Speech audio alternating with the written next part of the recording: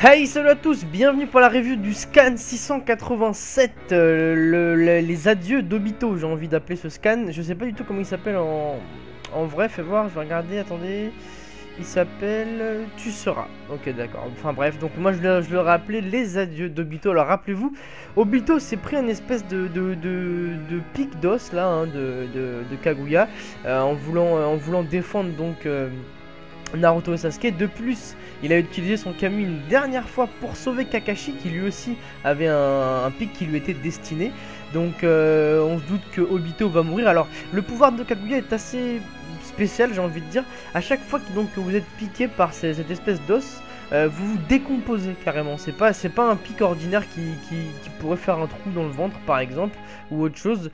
Non, là pour le coup, carrément vous vous désintégrez. Donc c'est vraiment un pouvoir assez effrayant. Naruto essaye de le sauver. Naruto essaie de le sauver, malheureusement en vain il n'y arrive pas. Donc je pense qu'on peut pas guérir de cette blessure faite par Kaguya. Le pouvoir de Sasuke, de son œil plutôt, est de retour. Alors là j'ai pas compris, je crois que c'est, je sais pas, il va falloir que vous m'expliquiez dans les commentaires.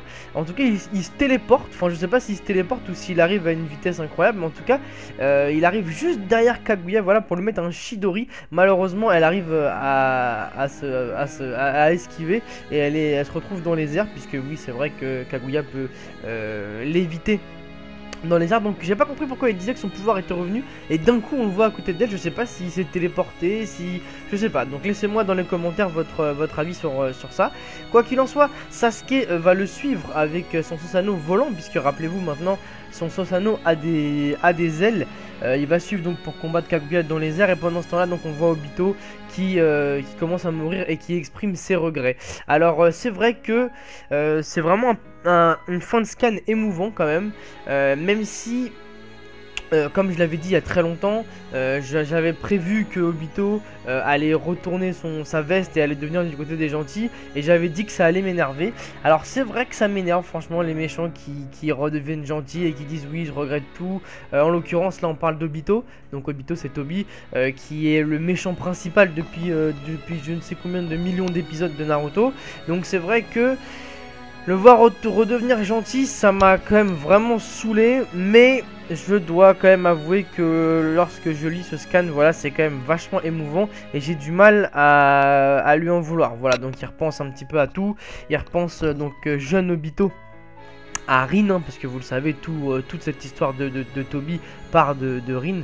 Donc il exprime ses regrets, il explique qu'il aurait, voilà, que lui aussi voulait devenir un Kage. Il explique aussi qu'avant il avait des amis, etc. à Konoha, et il se rend compte en fait qu'il a sombré dans les ténèbres et qu'il a tout perdu. Donc voilà, c'est un peu des rêves, des fois des révélations juste avant de mourir. Et il confie donc la mission à Naruto de devenir Hokage. Donc pour Naruto c'est vraiment une motivation de plus, puisque bon, je pense que tout le monde le sait, le plus grand but de Naruto depuis le début du manga, c'est de devenir Hokage. Donc là c'est vraiment une raison de plus. En ce qui concerne donc le combat entre Sasuke et Kaguya et son fils, parce que vous le savez, hein, son espèce d'ombre avec le grand sourire, c'est son fils.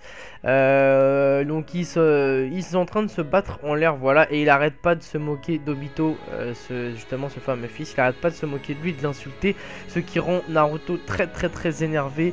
Il fonce sur Kaguya et il arrive à lui arracher le bras, justement le bras où se cachait donc son fils, enfin dans la manche. Il arrive à lui arracher le bras, voilà, et malheureusement on n'en sait pas plus, puisque la fin du scan se termine sur Obito qui revoit Rin, on va dire, puisque je pense que tout ça c'est plus un rêve qu'autre chose, mais en tout cas voilà, il voit Rin et on comprend que c'est la fin pour Obito. Voilà, donc c'était vraiment un scan franchement très émouvant, même si j'aurais pas pensé, voilà, à être quand même ému par ça, alors que comme voilà, je vous l'ai déjà dit tout à l'heure, moi j'aime pas trop les trucs, les retournements de veste et compagnie, mais c'est vrai que c'était vraiment émouvant. Obito est bel et bien mort cette fois-ci, je pense. Ce qui nous laisse place maintenant au combat, donc Naruto, Sasuke, Kaguya. Donc je pense que le scan suivant sera plutôt porté là-dessus, hein. Rappelez-vous, Naruto et Sasuke ont deux pouvoirs qu'ils peuvent assembler, donc on sait toujours pas si ce sera une espèce de fusion, franchement on sait pas. Et c'est ce qui rend du coup le fait de lire les scans si excitant. Voilà, donc écoutez, laissez-moi vos avis dans les commentaires sur ce petit scan, comment vous l'avez perçu de votre côté. Et puis on se donne rendez-vous vendredi pour la review de l'épisode qui sortira, et la semaine prochaine bien sûr pour la review du prochain scan. Voilà, je vous souhaite une bonne fin de journée à tous et je vous dis à bientôt, ciao.